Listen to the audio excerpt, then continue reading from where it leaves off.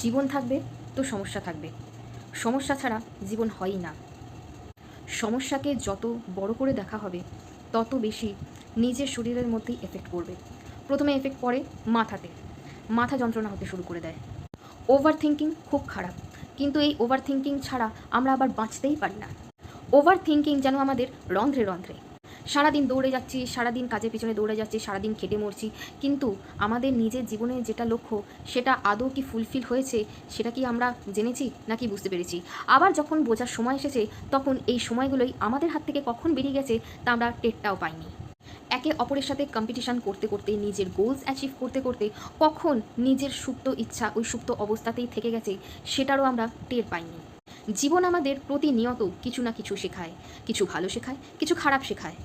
আমাদের প্রবলেম হচ্ছে এটাই যে আমরা যা কিছু খারাপ শিখে নিই সেই খারাপ জিনিসগুলোই আমরা কোথাও না কোথাও অ্যাপ্লাই করে থাকি, যেটা তার জন্য বা নিজেদের জন্য ভীষণভাবে খারাপ। আর এখান থেকেই তৈরি হয় স্বার্থপরতা। আমি একটা কোট সবসময় লিখি, সেটা হচ্ছে create happy moment and live life fullest. এই কথাটা বা এই কোটটা যে যত তাড়াতাড়ি আয়ত্ত করতে পারবে সে তত তাড়াতাড়ি চিন্তা থেকে নিজেকেই মুক্ত করতে শুরু করবে, আর যে কোনো সমস্যার সমাধান সে নিজে থেকেই বের করতে পারবে।